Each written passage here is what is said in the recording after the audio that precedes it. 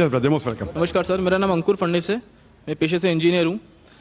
जैसे कि आपने साइंटिफिकली आप प्रूव करा कि आपने साइंटिफिकली हवाला दे रहे हैं अपने उत्तरों का, आप उत्तर दे रहे हैं साइंटिफिकली हवाला देकर, मतलब साइंटिफिकली आप प्रूव कर रहे हैं किसी भी चीज़ को।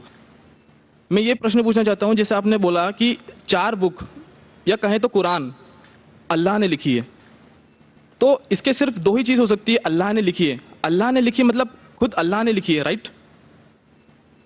या तो अल्लाह रजनीश ओशो जैसे धरती पर आए होंगे इस बुक को लिखने के लिए, या उन्होंने स्वर्ग से इसको भिजवाया होगा, खुद लिखकर स्वर्ग में लिखकर इसको भिजवाया होगा।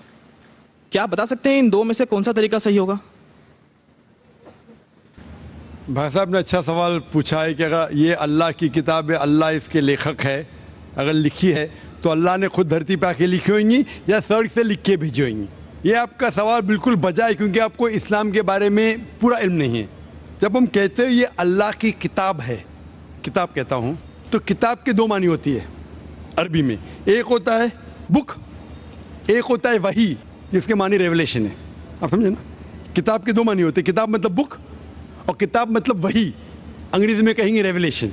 तो मैं जब कहता हूँ किताब, वो वही की शक्ल में किताब बन चुकी है। इसलिए मैंने कहा, जब मैं कह रहा था 4 किताबों में हमें यकीन है, तोरा, ज़बूर, इंजील और कुरान। तोरा वो किताब है जो अल्लाह ने नाजिल की मूसा अलैहिस्सलाम पे, यानी वही के जरिए।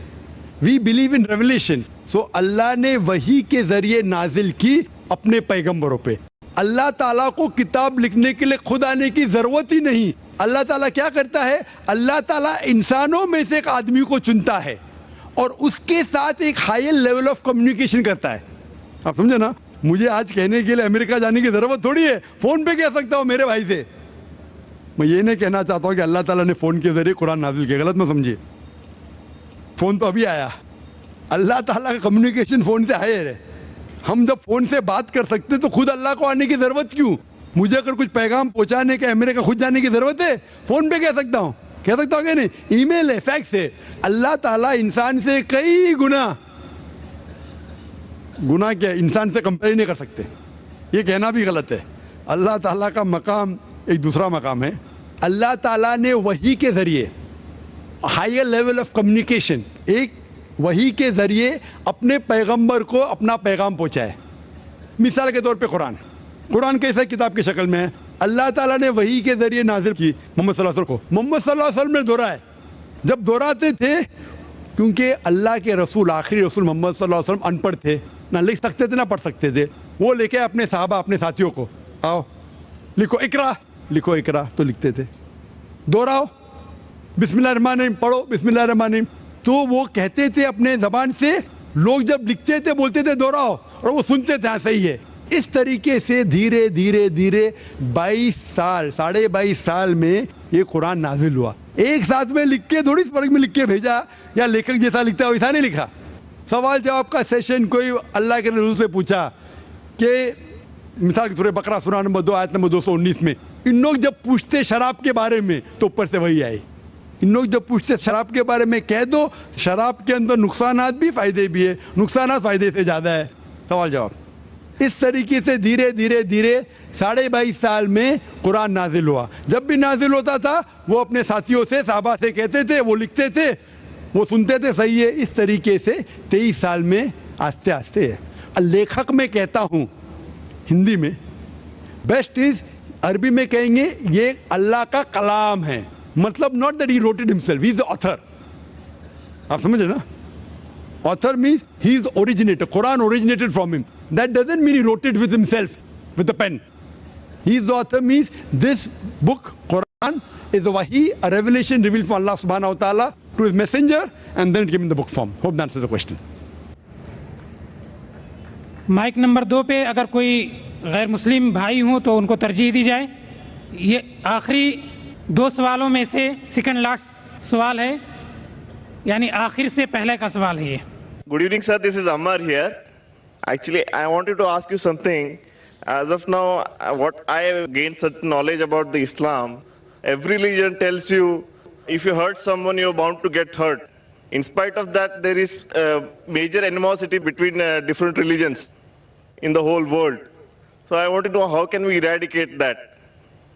بھائی صاحب نے جو سوال پوچھا ہے یہ سوال مہیش بھائی نے سب سے پہلے پوچھا تھا کہ ہر دھرم اگر کہتا ہے کہ دوسرے دھرم کو تکلیف مت دو لیکن پھر بھی اتنا قتل ہوا دھرم کے نام پہ کس طریقے سے اس کو ہم دور کر سکے. میں نے کہا کہ اکثر میرے حساب سے جتنے دنگے فساد ہوتے ہیں اس کے ذمہ دار پولیٹیشین ہیں, اپنی ذاتی فائدے کے لیے دھرم کے نام پہ دنگے فساد کرتے ہیں. اسی لیے ہر ہندو ہر مسلمان اگر اپنی کتاب کو صحیح طریقے سے پڑھے اور اس کے اوپر عمل کرے یہ دنگے فساد دور ہو جائیں گے. جس طریقے سے قرآن مجید میں لکھا ہے سورہ عمران میں سورہ نمبر 3 آیت نمبر 64 میں تعالوا الی کلمۃ سواء بین بینکم, آؤ ہم اس بات کی طرف جو آپ اور ہم میں یکساں ہے.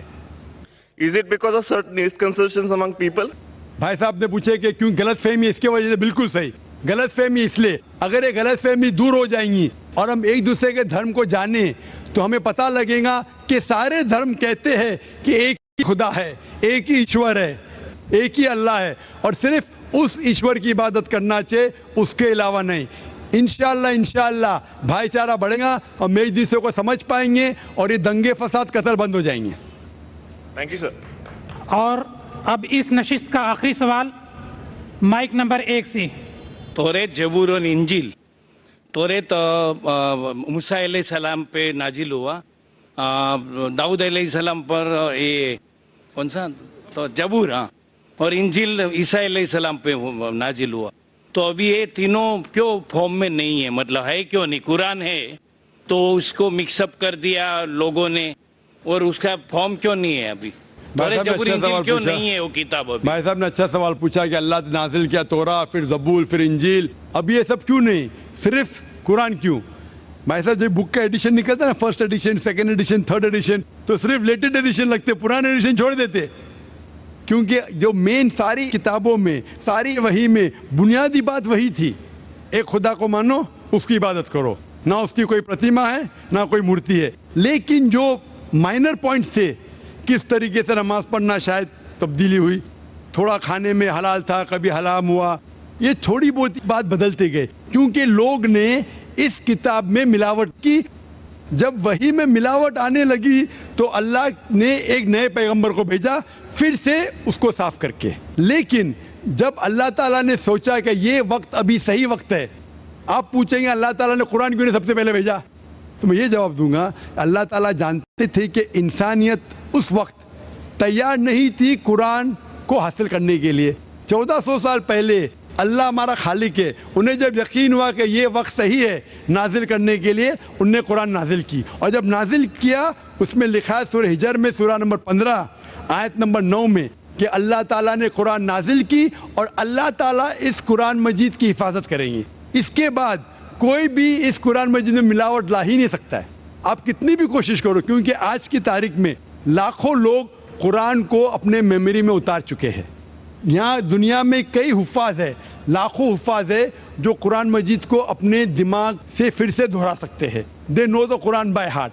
کتنی بھی کوشش کرو, آج کی تاریخ میں اگر آپ سارے قرآن مجید کو جلا بھی دیں گے نعوذ باللہ, پھر بھی ممکن نہیں کہ قرآن کو آپ ختم کر سکیں گے, کیونکہ اللہ تعالیٰ کا وعدہ ہے کہ قرآن کو میں نے نازل کیا ہوں اور میں اس کی حفاظت کروں گا. اسی لیے اس کے بعد کوئی بھی قرآن نہیں آنے والا, کوئی بھی نئی وحی نہیں آنے والی. اسی لیے اللہ تعالیٰ فرمائے کہ آخری وحی کی حفاظت کریں گے, تو کہ تا قیامت ہر انسان کے لیے ایک انسٹرکشن مینول موجود ہے. آخری جواب تھا. وآخر دعوانا الحمدللہ رب العالمین. جزاکم اللہ خیر. دوستو, آج کا کامیاب سیشن یہیں پہ ختم ہوتا ہے. اللہ تبارک تعالیٰ سے دعا ہے کہ ہمارے یہاں جمع ہونے اور دین کی باتوں کو سیکھنے اور اس سے فائدہ اٹھانے کو قبول فرمائے.